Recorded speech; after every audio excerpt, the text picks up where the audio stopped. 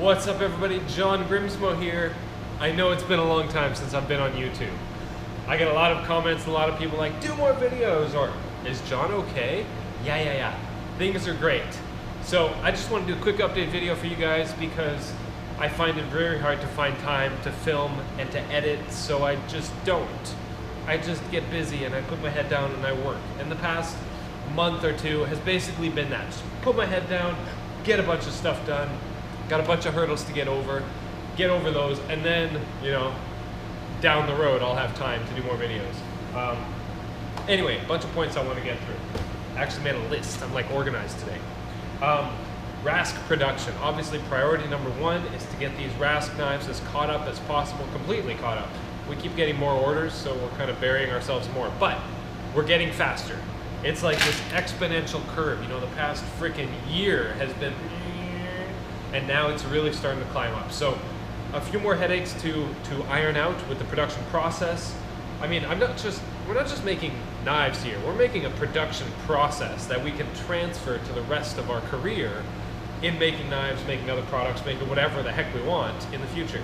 So it's this mentality of all the work up front, implement the systems, figure out the processes, learn the machines as good as you possibly can, then you profit eventually. That's the hope anyway. So I mean, I'm the kind of guy that will put in 100 times the effort up front to make it easier in the end. Do all the programming, learn the machines in and out, optimize them, whatever, so that once I can push cycle start and trust it, which takes a freaking long time, then they're easy, then they're good. So like, that's the way that I like to work. But yeah, Rask production, here's a nice little fixture with our Starburst pattern handles. Working very good. Machining tip for these guys, it's a fluted pattern, so I use a 1/4 inch ball mill and I don't semi-finish, I just does one finish pass. Each line is one pass and that's it, there's no roughing. A brand new end mill looks amazing, leaves an amazing finish. A slightly used end mill, I use this end mill for a lot of stuff, for the back side of the clips, for a lot of other operations. The more worn out it gets, the more it smears inside the finish here. So I really should be using a new end mill every set of Starburst handles, maybe every other set, like this is one set, and then a second set, and then change the end mill. So I gotta be a bit more conscious of that because Eric yells at me when the end mills get too dull or they start to have chips in them, or you know, finishes are primo important for us. So things like that is very important. Which actually lets me skip ahead in my notes here a little bit. I left the Mori running last night, running the back side of a set of handles. I'm kind of changing it up a little bit here. And I come in the morning, you know, expecting there's an auto power off function on the machine. So if I push that, APF, then if it's all successful, the machine just powers off. And then I come in, and if the shop is dark, it was a good night. It's kind of the Schrodinger's cat situation, like you don't know if it's gonna work, but if you know, then what are you actually gonna come in at 10 p.m. and like fix it? Or I'd rather just not know till the morning. So anyway, I came in, red light was flashing, blah, blah, blah, broken tool, no big deal. That tool's been going for a long time. Whatever, no big deal. It's just been beeping all night. Who cares? So I really need to dive into the FANUC programming manual for the Mori, and understand tool life management. Now, this machine is so smart that it can track, as far as I know, how many minutes a tool has been used in the cut, how many parts it's made, how many blah, blah, all this weird stuff. I'm really having a trouble wrapping my head around that concept of how to actually implement it. I've got to think here, tool life management, blah, blah, blah. I just don't get it yet. I need to like read this 100 times and try it and figure it out. So I think it's about time that I finally do that. If anybody out there has honest experience with, this is a Mori Seiki, DMG Mori, with a FANUC 0IMD, or is it OIMD? I'm not exactly sure. You know, controller, tool life management. I gotta figure it out because it's important. Yeah, so that's good. The lathe has been consuming an insane amount of my time. Here is thankfully a pile of good parts. These are our 440 screws. I used to make these on the Tormac lathe, and then I would mill the Torx pattern on the mill, on the Mori. And now I can do this completely on the lathe, and the parts spit off perfectly, and they're finished milled and everything. This is my scrap pile so far of everything I've made for the past month and a half that I've had the lathe. A lot of parts. Now I'm trying to hold really tight tolerances, and there's this huge learning curve to holding really tight tolerances that I'm battling with right now. Everything from tool wear, chipping inserts, to all kinds of stuff. Anyway, that's going to have its separate video at some point, lathe, everything. But real quick, I want to show you a couple cool things. I've been posting Instagram pictures of this stuff, but I haven't done any YouTube videos, and I know you guys want to watch, and sometimes you guys don't look at Instagram. Real quick, the lathe is really cool, the way it works, the way it operates, the way everything is sweet. I've got an 18,000 RPM spindle speeder here. Normally these are 6,000 RPM. This triples it, which is really sweet. So I've got my tiny little 20 thou end mill in there. This is a genius invention that I came up with. Essentially, when making these tiny little parts, the sub-spindle will have the part, a finished part, and it will spit it out. And this chip thingy can go, I think of it.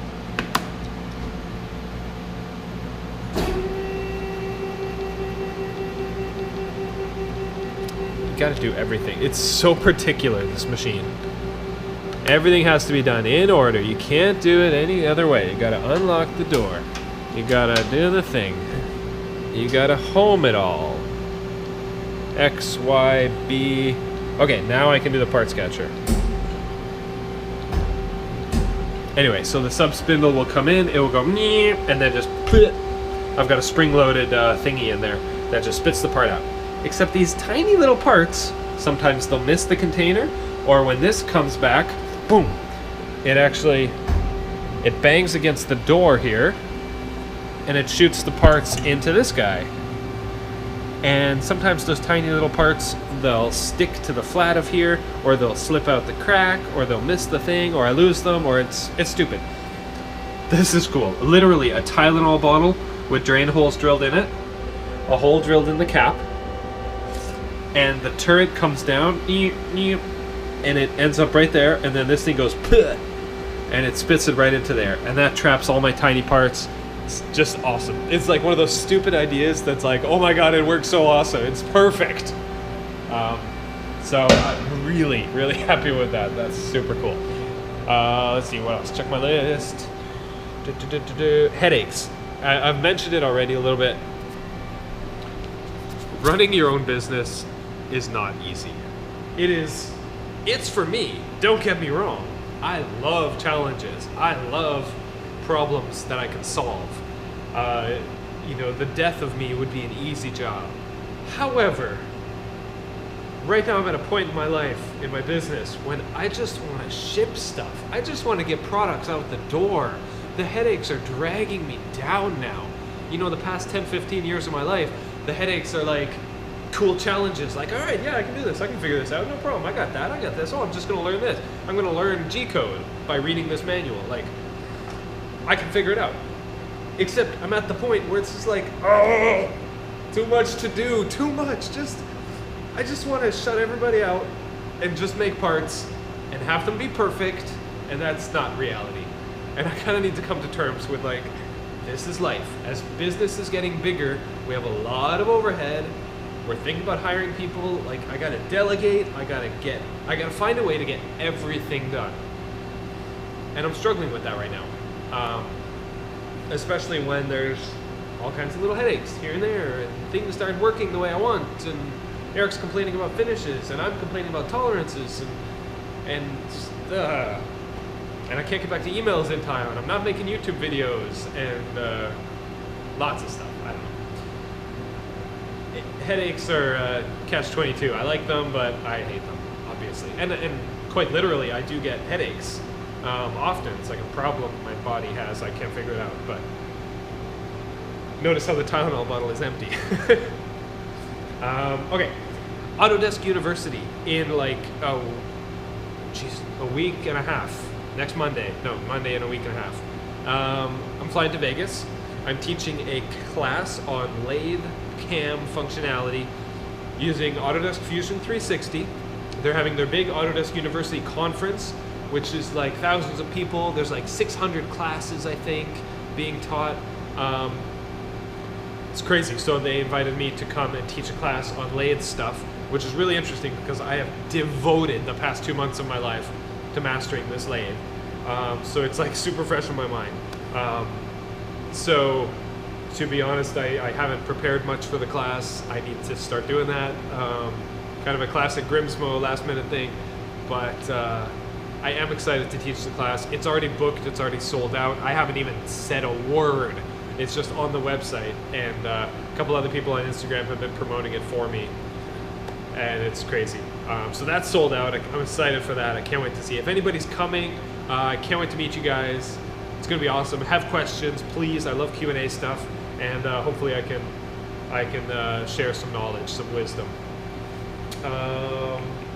Okay, talked about that. Instagram.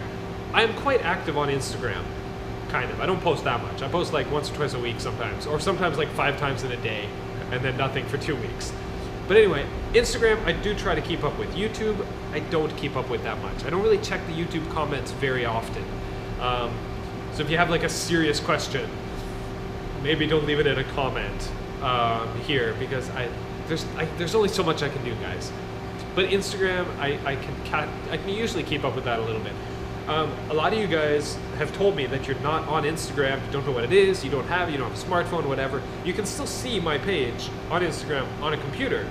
Just go to instagram.com/John Grimsmo Knives. That's my account name, John Grimsmo Knives. Go there, you can see all my pictures. I think I have a link to it on my website, grimsmoknives.com, with a bunch of our pictures. Just because it's like a whole nother world from YouTube. And we share a lot of different stuff on Instagram that we do on YouTube, because it's literally just click, update, post a description, a couple tags. It doesn't take that long. Whereas filming a video, narrating it, editing it, uploading it, it takes a lot longer. So Instagram is very quick. If you haven't checked it out, please, I implore you to just check, just look. Okay, 2 more things. I don't want this to take too long because I got stuff to do. When we did the Rask pre-order, I promised a bunch of things that we're obviously going to fulfill, but they sounded easier in my head back then than they are now to implement. One of which is Damascus steel pocket clips.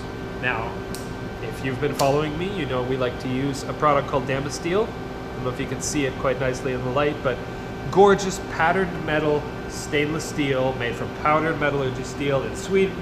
Some of the best steel in the world. That's why we use it. Quiet that lathe down a little bit. We promised Damascus steel pocket clips as an option. Not a cheap option, and thankfully we're charging a good amount because they take a lot of work. They're gonna look amazing, but the problem is they crack.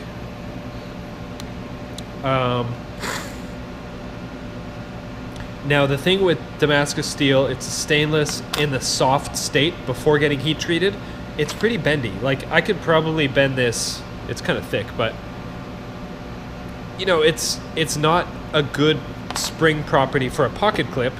Titanium has a good spring property. Okay, because you want the retention, you don't want it too strong, whatever. As a soft steel, this would just bend and stay bent out, which is not good. So you want to heat treat it a little bit. Like a blade is 60 Rockwell, you want this to be maybe like 40 or something. So Eric did a couple and is having a real hard time getting the heat treat right, because they not only did they warp out of heat treat, he heat treated it like so like this is a finished clip, titanium clip. He heat treated it like this, and when he quenches it between aluminum plates, it warped. He couldn't get an even quench. So the theory is we're going to quench them like this. We're going to heat treat them and quench them in a half finished state with just the backside done. And that way you see the tabs are still on it. So the quench plates will at least have a flat surface to rest on. Hopefully, we're going to try this today. Hopefully it'll quench flat. It'll stay not warped, hopefully. And then I can machine the top side like I'm doing here in the hard state. So I might have to slow down the speeds and feeds a little bit. I'm not exactly sure yet. But there's not a lot of machining to do hard. And these ones we actually went with a smooth sanded finish, like polished finish, which is a lot of extra work compared to our normal, fluted finish or something. Yeah, so it's super unfortunate to put so much time. He heat treated them, he sanded them, he polished them, just to have them snap when trying to bend them straight. It's super unfortunate, and we have a lot of clips to make, so we got to get that right. So that's another one of those headaches we're trying to nail down right now, so that we can fulfill our promises. That's literally our number one goal: is get these Rask knives out the door. Well, also, we're a business that needs to generate income, so it's a catch-22. Like, these were all pre-ordered, prepaid knives. The money is, look around you, that's where all the money went. We still have to generate income. So, I mean, we're making the odd Norseman knife just to bring in a couple bucks here and there so we can pay the bills, keep the lights on. These machines are really expensive. We have to get fed, we have to make money.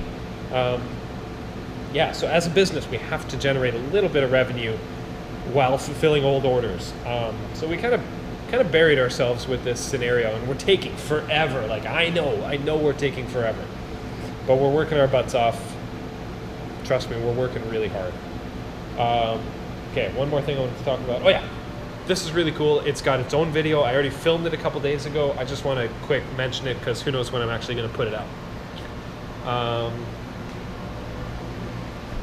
Okay, real quick, because I already go over all this. When we machine the Rask bevel, we do it on the side of the fixture. I have a 3D machined relief here that will theoretically cup the already machined side of the blade, but it doesn't work. It's wrong somehow. It causes the blade to curve and arc, and it's stupid, and it's a lot of problems. So I basically machined that all away, and was like, what can I shove in there? Like clay or plate, or I don't know, what can I put in there? And I found this company called Smooth On makes a pourable urethane plastic that is like two-part epoxy. You mix part A, part B, pour it in here. It's a consistency of like hot honey, super thin, and then it melts or dries rock hard like plastic. So I machined a cavity and I poured it in here, and it is freaking awesome. It is so perfect. It cups an actually machined blade. None of this theoretical cam model stuff. I machined a blade, I put it on here, I poured it on, it cast it perfectly to that. And now when I'm machining this side, tool pressure is pushing the blade that way. Now there's no more vibration, no more deflection, no more garbage, and we're getting better finishes, more accurate blades, more consistent edge thickness, yada yada yada, better tool life even. Significantly better tool life, and total win, like super win. I said in my other video, God, I needed this win. This was last Friday, I think. Today's Friday. I was like, man, I have not had a lot of wins lately. So many problems, so many headaches. It's super rewarding to actually have something work like that. Just bonkers awesome. I think that is everything on my list. I could talk for another hour because I love what I do, you guys. I absolutely adore my job. I love my life. In general, I'm a very happy person, but I have a lot of stress. I have a lot of problems. I have a lot of, first world problems. Yeah, I find it very difficult to be happy all the time and to be productive and to get everything I want done because I have a lot of goals and I have a lot of ambition. But it's all coming down on my shoulders, and it's difficult. Not to complain. I don't want to be a Mr. Complainy Pants. I'm just sharing. I'm relating my story. It's very difficult for me to manage everything that's going on, and that's why I haven't done YouTube videos. There, I answered that. Yeah, so I got a lot of work to do. Thanks guys for watching. I'm glad I could get a little update out for you guys, and hopefully more to come. I'll definitely do the molding, the plastic thingy that I just talked about video. Other than that, I gotta finish the IMTS video, which is awesome, but videos are not my #1 priority right now. This is my #1 priority. Making this smaller and less scrap parts on the lathe is my #1.5 priority, and after that everything else falls into line. All right, 20 minutes, I'm gonna cut it there. Thanks for watching. Take care, bye. Oh, you like my t-shirt? This thing is mint. The guy gave this to me at IMTS. Love it. Take care, bye.